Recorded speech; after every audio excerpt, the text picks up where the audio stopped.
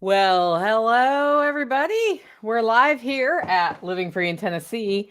And it's a big day. I'm going to record my podcast live. If you're seeing this right now, just go ahead and let folks know that we are live and ready to go. And today is the word of the year. I need to cough, though. No, it's not the vid.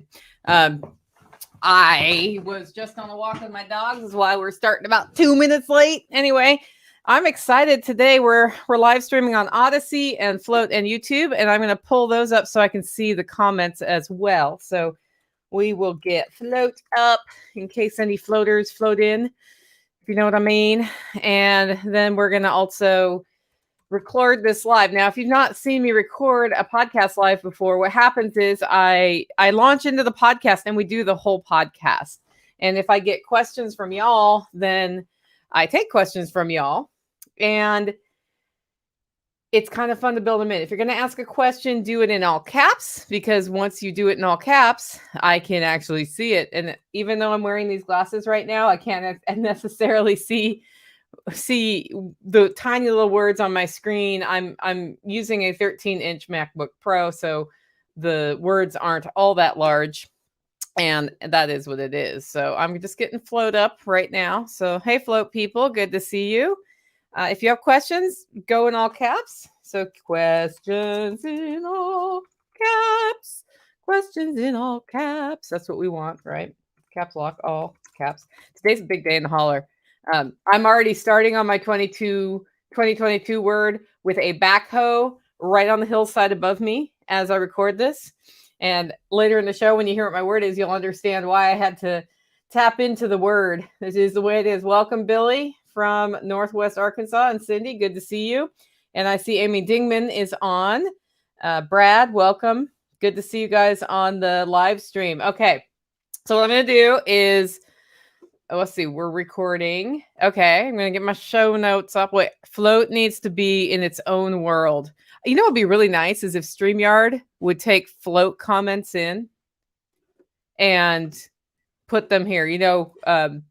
Then I could see all of my comments there and look at you, because I got YouTube here, but it doesn't bring in any of the alts. That's something I got to figure out. Like, is there another tool I can use? I don't know. Maybe Studio, whatever the 4 numbers after your name, can tell me, hey, Dylan, good to see you. Howdy from Wisconsin. All right. We're reaching into the colder regions. I'm listening right now to a chainsaw right outside my window. That's exciting stuff. Yeah, they're digging into the hill, and that's really, really, really cool. So, okay, you guys ready to go with the word of 2022?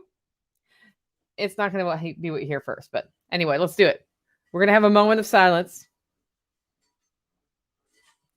Welcome to Living Free in Tennessee, where we talk about building the life you choose on your terms. Today is Monday, December 13th, 2021, and this is episode 513 of Living Free in Tennessee, and it is December 13th. You know what that means? Happy birthday to you. Happy birthday to you. Happy birthday, Mama Sauce. Happy birthday to you. Mama Sauce has a birthday today, and she opened her present. I had a totally different present for her this morning than what she got. And her birthday present became her Christmas present, because she bought a new computer, and it's one with the USB-C on the side. And then if you want to actually use USB, you have to get a dongle. So I got her one of those and an adapter for her monitor off her brand new computer. And I gave it to her today because she's flying home before Christmas. And then she's going to have this new computer.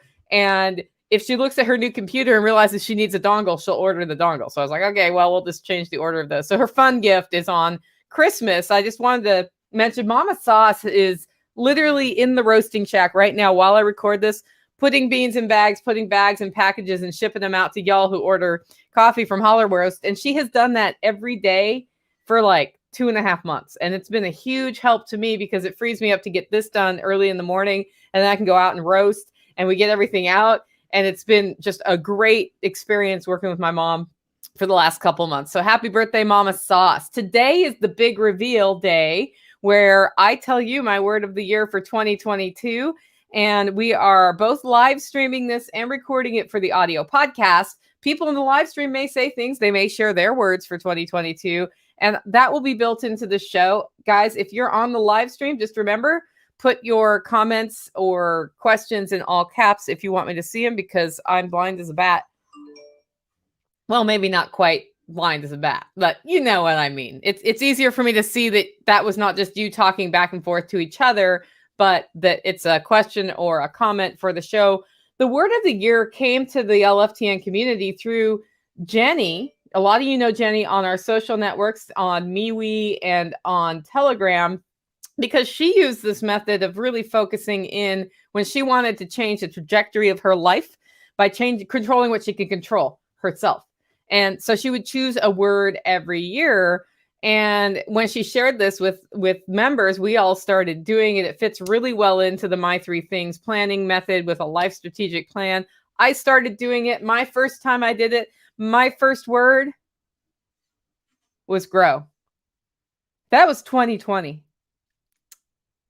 The first thing that happened was the opposite of grow. So the interesting thing about the word of the year is you get like two sides of this word. It's like two sides of the coin. It's the light and the dark. It's the yin and the yang.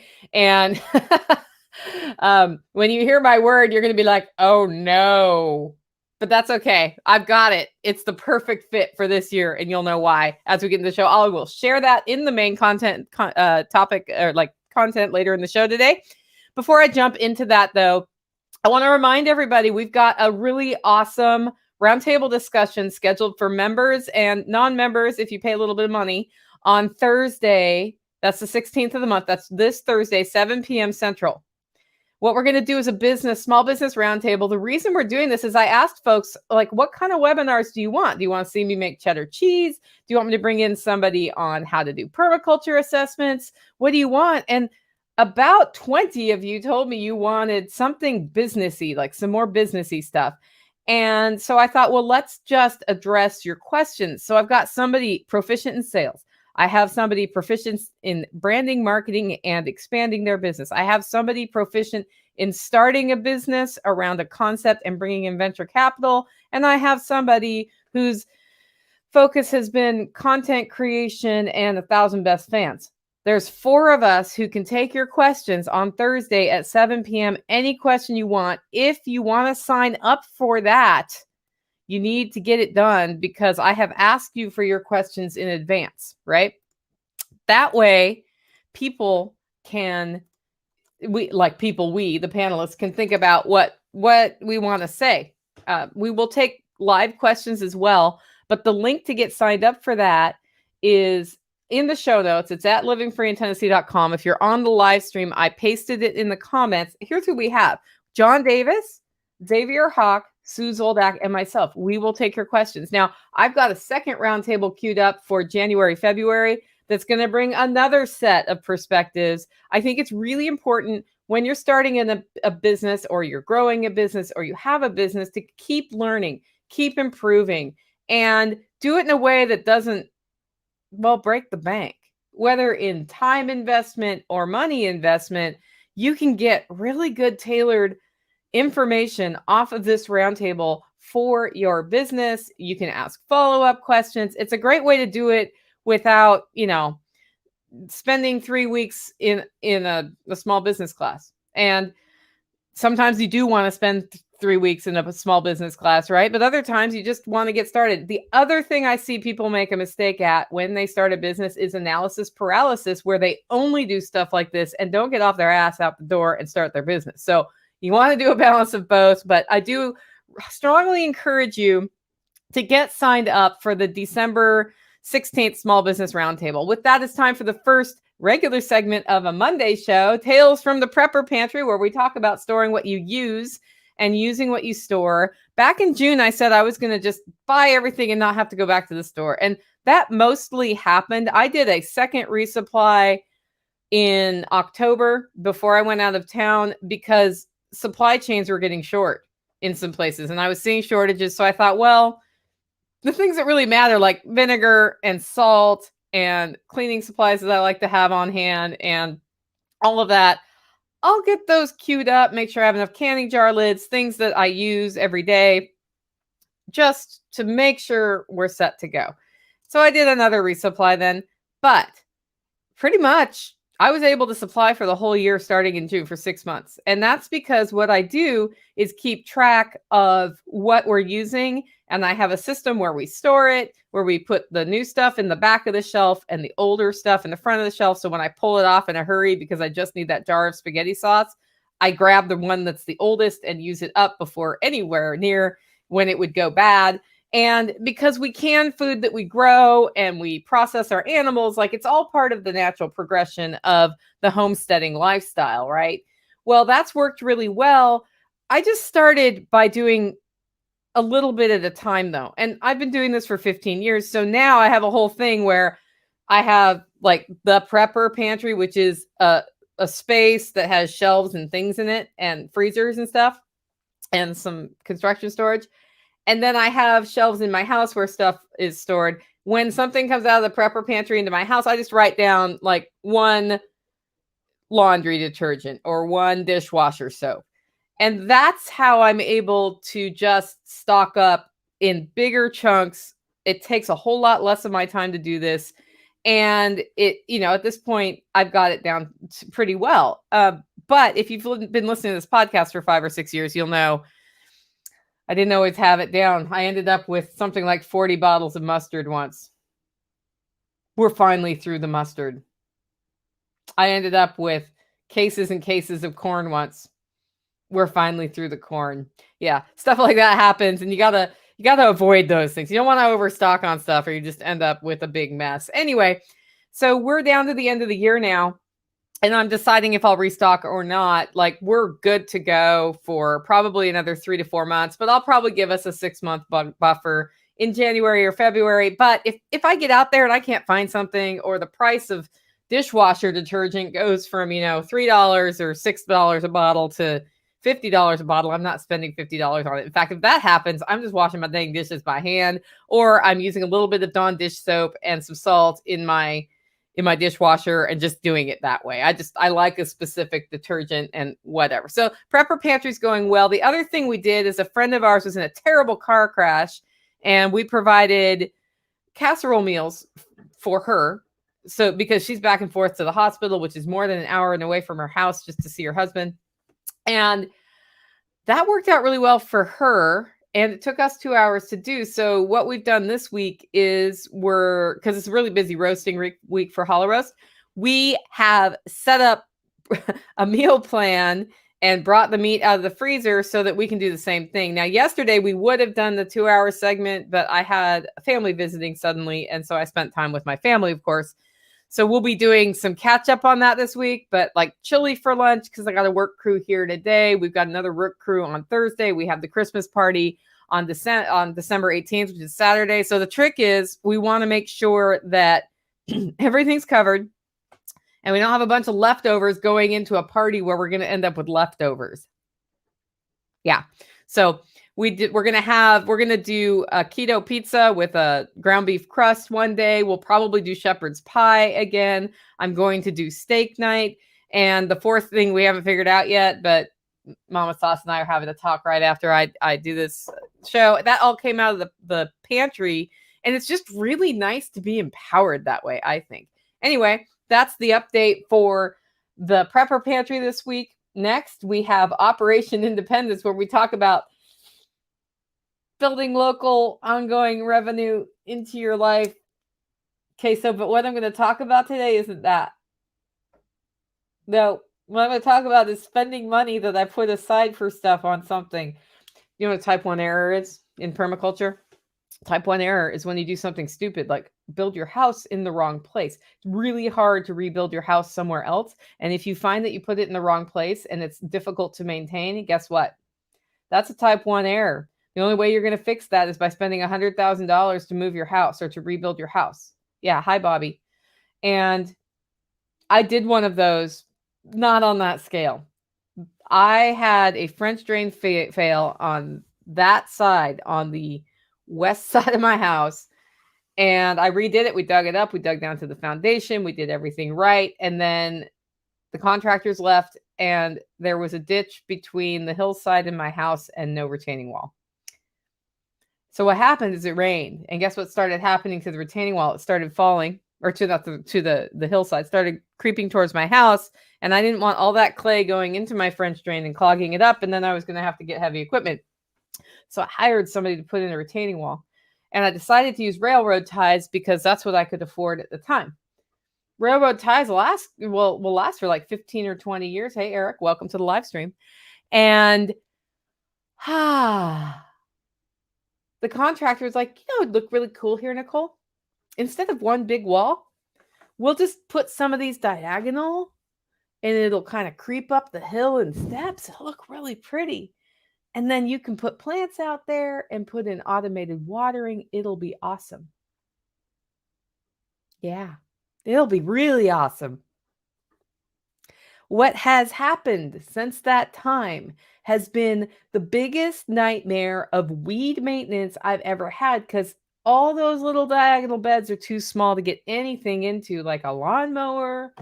And if your weed whacker's not working, you know what I'm saying? And if you don't have weed cloth down to begin with and have it all set up right, in this environment, what you have are weeds over your head. So I've been dealing with this for years, and it's like the bane of my existence.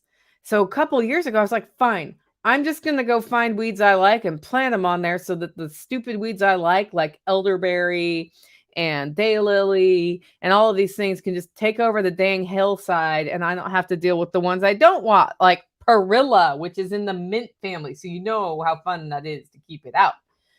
Yeah, that didn't go too well.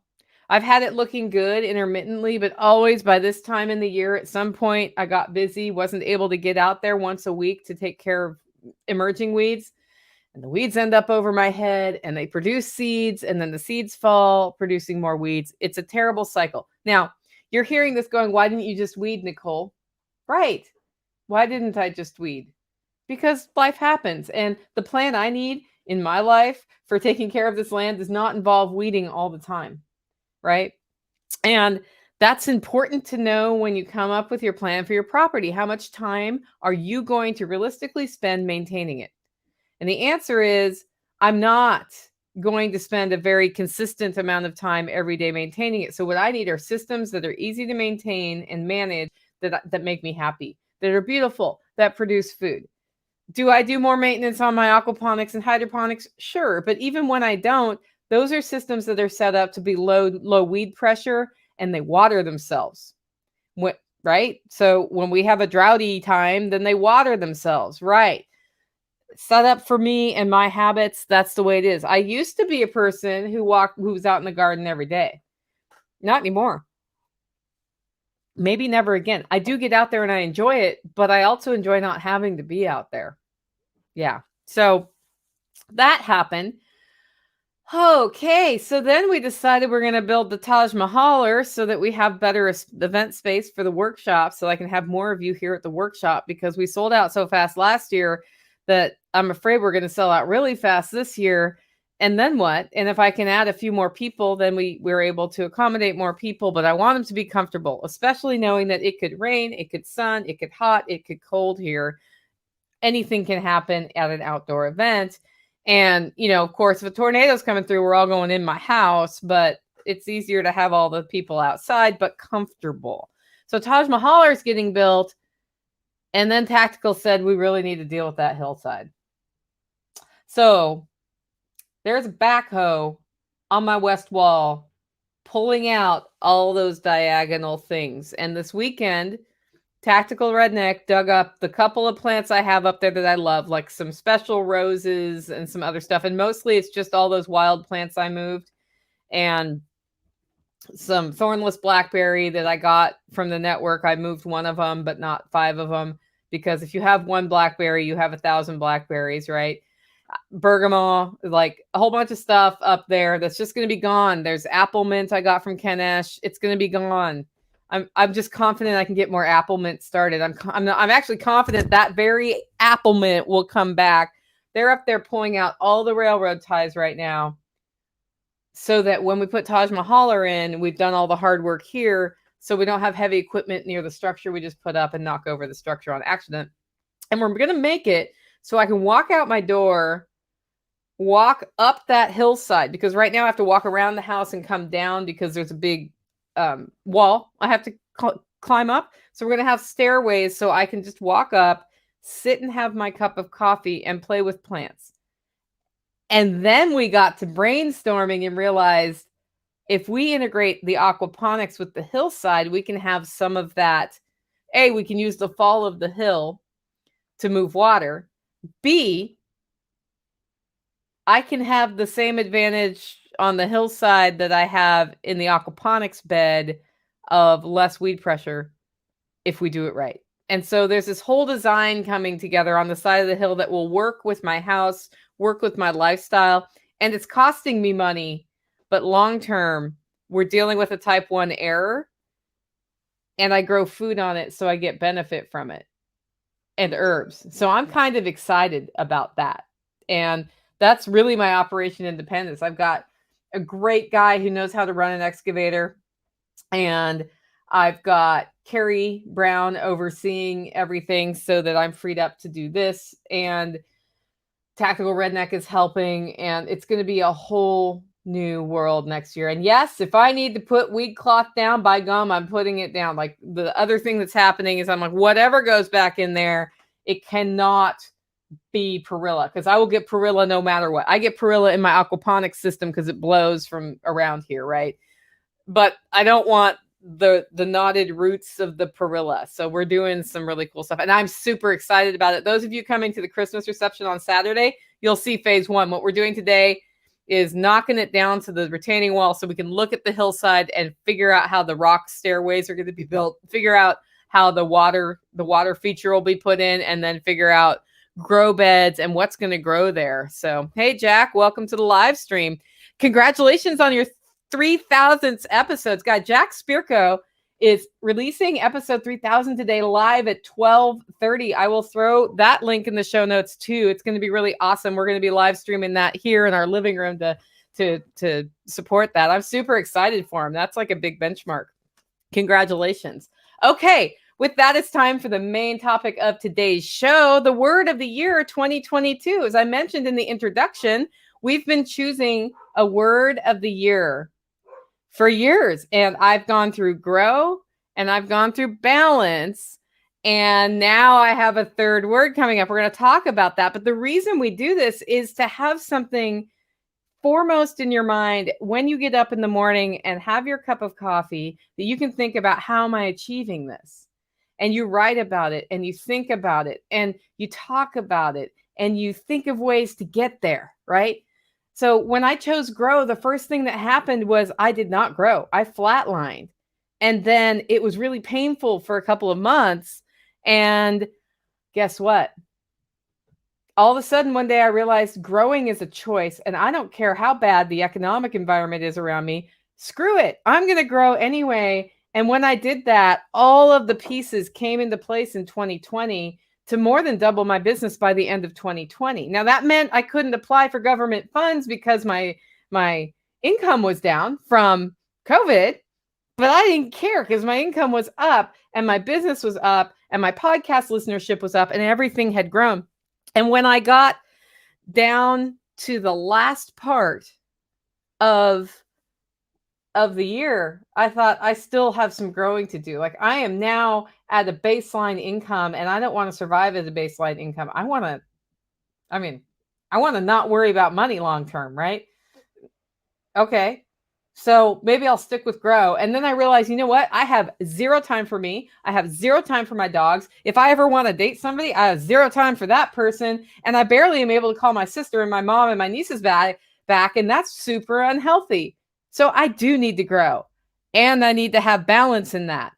So my word of 2021 was balance. And the first thing that happened in 2021 is I spent not 4, not 5, not 6, but 8 months, all the way through August, working like an insane person. Yeah, totally working my butt off, no balance whatsoever. One thing after another, every day thinking about how do I achieve balance? How do I achieve balance? How do I achieve balance? And then I realized it. All the skills I've been working on with my therapist, in my own world, the books I've been reading, the business, like the 4-hour work week book that you should just go back and read from time to time if you're not dealing with it. Guess what? That had all set a foundation for what I needed to do. And part of what I needed to do was work my butt off to clear out previous commitments. And then I needed to analyze, where am I putting my time? What benefit is it bringing me, whether it be financial or spiritual or relationship? Like, what's important to me? And how can I compact what I'm putting in to achieve the kind of balance I want, where I have time to spend an hour having a cup of coffee in the morning thinking about the world, right? Yum. And I realized balance is about boundaries. Balance is about boundaries. And some of the boundaries we need to have in place, it's not about boundaries with other people. It's about boundaries with ourselves. Like, when people ask me to speak, I want to come out and speak and support them. But I can't do that every single time somebody asks me to come out and speak, or else I barely make it through what I'm doing here with the coffee and the podcast. I might not make it through it all if I'm on the road all the time, right? So that all came together, and I realized a couple of other things about balance, but I also realized if I keep focusing on balance, I sacrifice grow again. So as I've come into the new year, I'm thinking I am done with balance. I didn't think I'd be done with it. If you would have asked me 2 weeks ago, I was like, I still don't have flipping balance. Like, I worked so hard in the fall. I did 5 events in 6 weeks. I coordinated 2 of those events. I was very involved in one of those events on the staff side. And then I also spoke at 2 other events, including travel all over the place in my car while getting coffee orders out and getting ready for Christmas. Does that sound like balance to you?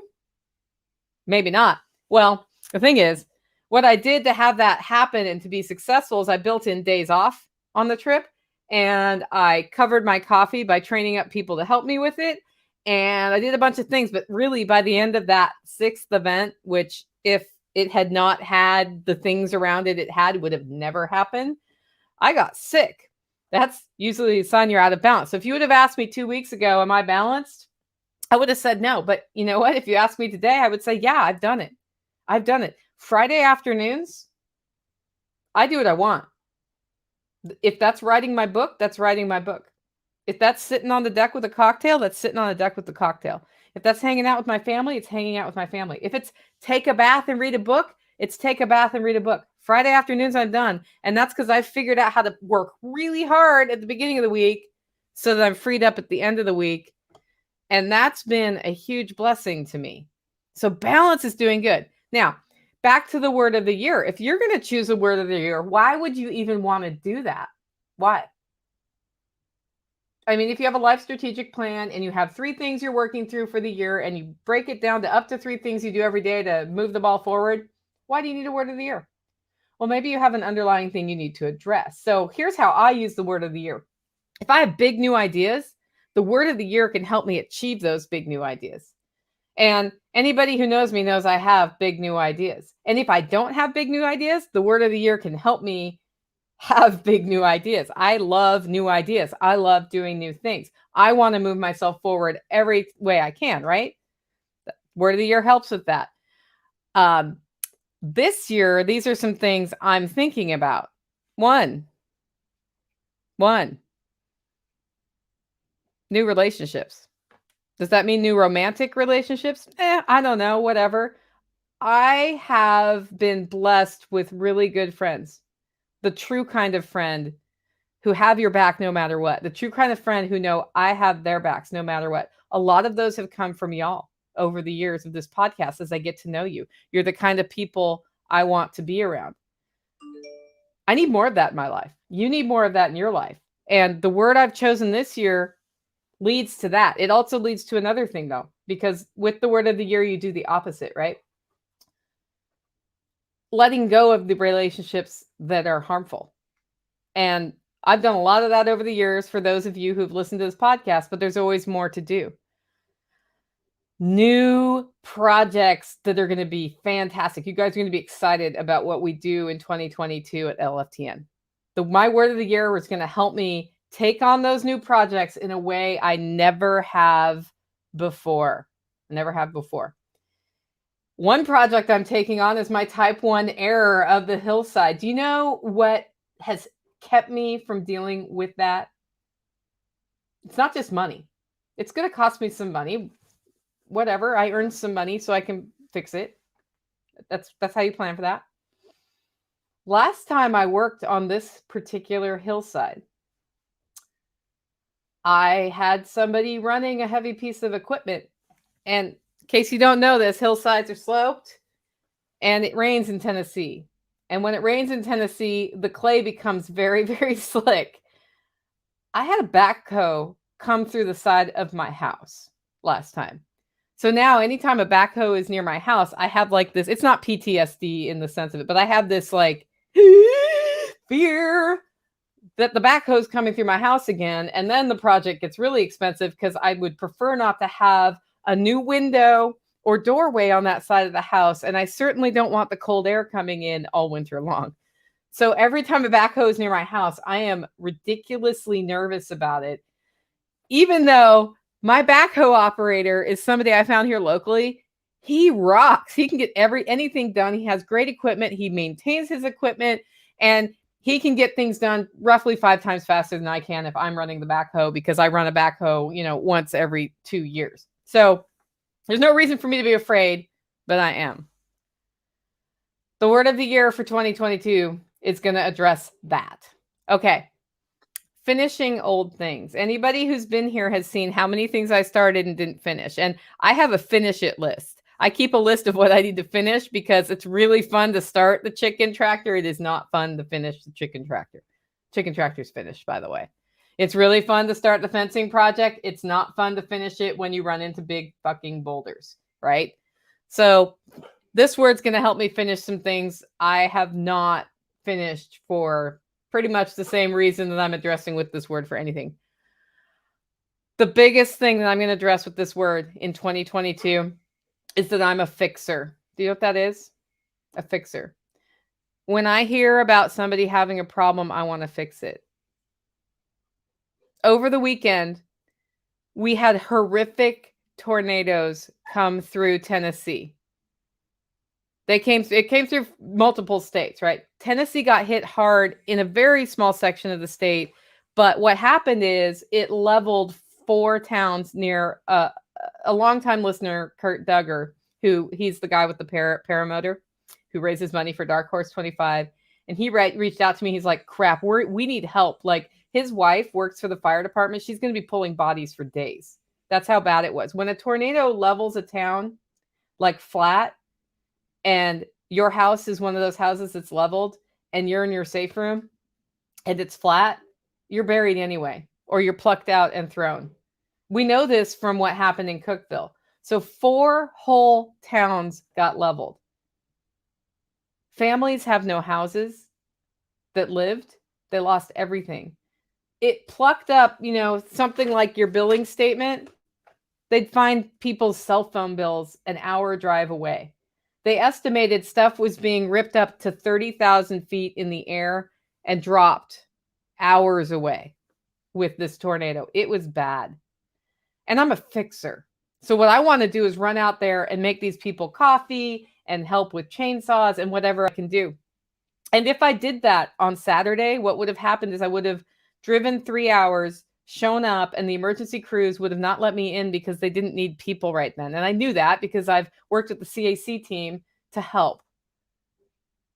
So instead, I decided, what can I do? What's good for me? What's good for them? What can I do to be the best benefit? And I started putting together pieces that I know. And CAC team's big. CAC team is delivering supplies to the affected area Thursday this week, because they're ready for supplies now, right? Because what happens is the people who are displaced, they need food, shelter, water, sanitary supplies, blankets, and they usually put them in a shelter like a church or a school. That's the immediate need. Those needs get covered by people closer. And if we start collecting blankets and bring blankets Thursday of this week, they don't need the blankets anymore. You know what they need Thursday? Clean up stuff. They need tarps, bleach, they need chainsaws, they need fuel to run the chainsaws, They need all of those things that you think about for cleanup. But this is different than hurricane cleanup. When hurricane cleanup happens, a flood has happened and stuff is still there. This is like literally flat ground with rubble and trees that are all screwed up, right? And then you have tarps for the houses that were affected to put on their roofs to protect them from the rain. So if you're looking to help with something like this, think a week out from when I give this thing, what can they use? Not what do they need today, unless you are in the town right there and making it happen that day, right? But I'm a fixer. My word of the year is going to help me with fixing. And that doesn't mean I never fix. But what I don't do, or what I need to learn not to do, is fix everything for everybody. Because a lot of times when I fix things for people, they didn't need it and it wasn't helpful. And all it did was take my time and my focus away from what's important in the big picture for our network, for this podcast, for the coffee business, for myself personally, and for my family and friends. And I spent all this time fixing this thing that didn't need to be fixed by me. I've sacrificed all of these things, and it didn't really do any good. My word of the year will help me with that too, because sometimes when you're a fixer, the best thing you can do is not fix. Stay silent. Say not right now. Even if somebody asks you, sometimes you just need to say no. It's hard to say no when you're a fixer, and there's a reason why. I'm going to address that with my word of the year. Now, if you just heard my tornado story and you want to help, by the way, I am looking for people who have time to make phone calls to find out what's needed where. No promises. Feed that information into CAC team and into the network. Help us source those things and move those things. I'm also going to be, probably by the end of the week, they'll be ready for people to come in and help clean up. So if you're local to Tennessee, reach out to me, Nicole@livingfreeintennessee.com, and I will do my best to put you in touch with the CAC team. If you want to donate money and have it go to the people who need help, right now where you can donate is cacteam.com. They are doing assistance and runs to the best of their ability right now, and you can sign up to be a volunteer there. They have a whole system. We need people helping with communications. We need people coming in to do cleanup. We need people driving and buying the supplies that we bring in. And right now, the need's going to be for the cleanup supplies. So tarps are a big deal. I can't say tarps enough on this podcast. Tarp, tarp, tarp, tarp, tarp. In a couple of weeks, we're going to need more help. And the best place to put your money then is going to be local churches that are helping these families who lost everything for the long time. Mid-January, we may need furniture. So I'm going to keep this going on an ongoing basis. But I know a lot of you have reached out and said, how can I help with money now? cacteam.com. We're not sure yet if they've allocated $5,000 to it out of the chute, but they're talking about that. And the money that comes in, they do their best to bring it to this crisis. So they're already on the ground and doing it. We're really lucky that one of their board members lives in Tennessee and is ready to drive a truck full of supplies. Okay, back to the word of the year, right? Back to the word of the year. Okay, last thing that I'm going to address with my word of the year is this. I've addressed a lot of this, but the joy of doing things alone. I am an introvert. I love doing things alone, but something I have not enjoyed alone is travel. Like, going to Paris and seeing the Eiffel Tower by myself. Seeing the Eiffel Tower, I enjoy. Going to the museums, I enjoy. But then there's the rest of the day, and I'm like, what do I do with myself? And what if somebody attacks me, right? My word of the year addresses that. So here are some things I discarded before I chose my word of the year. 1, connection. Y'all know I'm all about underground networking for the next year. Connection makes sense, right? The theme of the 2022 Living Free in Tennessee workshop is connect, because y'all need to connect. Connection doesn't fix my problem. Network, same thing. Doesn't fix my problem. Stabilize. We're starting to get there. If I start making better decisions and addressing some of these problems I have, not starting big ideas because I'm not ready, or not really reaching out to get to know new people or trust them because I'm not ready, or never finishing old things because I ran into a couple of problems. Stabilize could work. Propel Propel is pretty good. It's like grow meets acceleration. But none of them quite fit. And then one day I was on a walk with my dogs. A walk with my dogs that I had time to do because I have more balance in my life. And I can spend time with my dogs. I took a walk with my dogs this morning. It's Monday before Christmas, like deadline. And oh my gosh, there's a backhoe here and there's another guy here. And I took a walk with my dogs. I recorded a video. Why not? Hey, Scramblin', welcome to the feed. And I thought, and I was like, you know what it is? This goes back to college. When I was in college, I was a vocal major, vocal music. That was one of the things I was studying. I was studying German too. And I had a junior year jury. And what you do as a music student for your junior year jury is you get up in a big auditorium. If you're a vocal major, you sing songs. You sing classical songs with an accompanist. And out in this big empty auditorium are 4 vocal professors with notepads looking at you, writing stuff down. They're critiquing your singing. They're critiquing your knowledge of whatever piece and its background and the way you perform it. That's scary as hell, by the way. So what I did for my junior year jury, which is at the end of your sophomore year, by the way, I got up there, having learned the songs but not really worked on them, practiced hardly at all, hadn't even worked with the accompanist one time, and I biffed it. I totally it was bad. It was bad. I didn't hit notes. I forgot words. It's terrible. Totally screwed it up. And guess what? I failed. It was terribly upsetting. I failed. It was going into Christmas vacation. I was crying and upset and talking to professors about what to do. And then I realized what I'd done. You know what I did?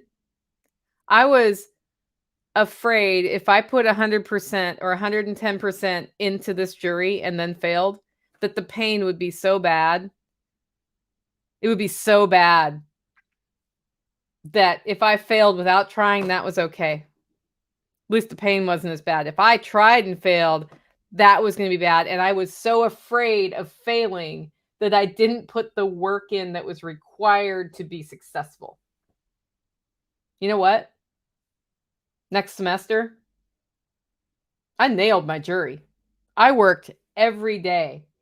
I set up a community in the music building where I was like, you know what? A lot of y'all are judgy and that's not cool.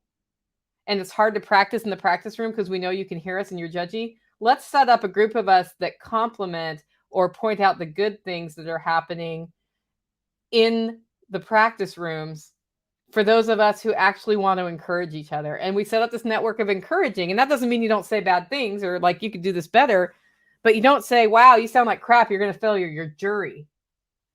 And from that time forward, I was able to develop what I needed to develop to get that degree. But at the core of it, I was afraid. I haven't dealt with my hillside problem because I was afraid a backhoe was going to crash through my house. Sometimes I have not taken advantage of financial opportunities that would be great for my businesses because I'm afraid I'm not going to be able to manage the volume. You hear an underlying problem there? You probably don't think of me as somebody who's afraid of a lot of things because you listen to this podcast and I say stuff that other people won't say. There are a lot of things I'm not afraid of. There's still some things I'm afraid of. So this year, my word for 2022 is courage. Because there are times when I don't take the courage. And as I dove into the word courage, you know what I did? The first thing I did was read the definition. I'm going to read it to y'all now. The ability to do something that you know is difficult or dangerous. The troops showed great courage, bravery in battle. She has the courage to support unpopular causes. I was like, I do have the courage to support unpopular causes. It's a lot easier though, because I have friends who have that same courage. So I actually pull on their courage. I'm like a little courage vampire. That's what I am. So that's interesting. And then I looked at the etymology of the word, where it came from. Yeah, pain is a really good motivator. I don't want pain, so I will do the work. um, courage is one part heart, and that's really important. You guys know I'm all about heart. It's heart meets bravery. So courage, and I found this in the etymology work I was doing here, right? Courage, heart, as the seat of emotion, hence spirit, temperament, state, or frame of mind, from Old French courage. I don't know how to say that. I don't speak French. Heart, innermost feelings, temper. This 1300, by the way. Modern French, it's also courage. From vulgar Latin, coraticum, source of Italian coraggio, Spanish coraje, core, heart, from the word curd, which is heart, meaning valor, quality of mind, which enables one to meet danger and trouble without fear. It's from the late 14th century. In the sense, the Old English has ellen, which means zeal and strength. Words for heart also commonly are metaphors for inner strength. Really started liking the word when I started reading about the etymology. In Middle English, the word was used both broadly for what is on one's mind or thoughts, hence bravery, but also wrath, pride, confidence, lustiness, or any sort of inclination. And it was used in various phrases such as bold courage, brave heart, careful courage, sad heart, free courage, free will, wicked courage, evil heart. We're going to have a dark side of this word, aren't we? That'll be interesting. I got a from Float. Holy shit, powerful word. Hang on tight. Yeah, it's a powerful word, and I'm going to have to hang on tight. That's okay. Then they had a nice quote from, I found this quote from Robert Frost. The saddest thing in life is that the best thing in it should be courage. A lot of us have a hard time having courage. Now, I'm not a person that shies away from starting new things. I'm not a person that shies away from taking on my fears. Hell, I'm afraid of bees and I'm a beekeeper. I'm a bee haver, really. I'm allergic to them now. They can put me in the hospital, still have bees. I thought about getting rid of them this year. I almost did. And now I'm just figuring out how to manage them without getting stung. I like the honey and I like the pollination. Yeah, courage. That's my word for 2022. I'm going to take on my fear of myself that comes up sometimes. I'm taking on my fear of big commitments to success. And I'm taking on my fear of my own passion for things. I have a passion for life that y'all tap into in my podcast, but sometimes I hold back. You'll see me on live streams where I'm like, I'm just not going to say it. It's not worth trouble. You might see that I become a little more mouthy this year. We'll see as we get into it, but I'm super excited. On my wall in my bedroom is the word balance right over my bed so that I saw it every morning when I get up. That word is changing. The word will be courage. So I hope you guys like this show. If you did and you want to support the work I'm doing here, you can do it in one way today. You can do it in one way if we're talking about money or time. And that's think about how you can help with your fellow citizens who had everything destroyed over the weekend in the tornadoes. If you want to give money, give it to cacteam.com. Give it to the Citizens Assisting Citizens Project. They do great work. They talk to me all the time, and they're like ready to bring in supplies right now. If you can give time, reach out to me because there are phone calls to make, things to track so that we can try to get the tarps to the roofs that have holes in them. That's literally all it's taking right now. We can't do much. You know, I did an episode, What to Say When There's Nothing to Say. We can't do much for the people who have lost their lives. They're gone. There's not a lot we can do for the people who lost loved ones. Their loved ones are gone, and it's not fun. Right before Christmas, by the way. But we can do something for some people. And sometimes that's the best you can do. So consider that. And Amy Dingman says she's going to get mouthy. Yeah, Amy, we're going to get mouthy together as the Spicy Sisters on a live stream. Anyway, thanks for joining in today, guys. And we're closing in on the last week of 2021 for my podcast. And I'm looking forward to a break. And I'm going to come back. There will be courage. Have you thought about your word of the year, by the way? If you have, drop it in the show notes or come over to our social networks. We're on Float. We are on MeWe, and we're on Telegram. Share with us your word of the year and why. We love to talk about that stuff. Anyway, with that, go out, make it a great week.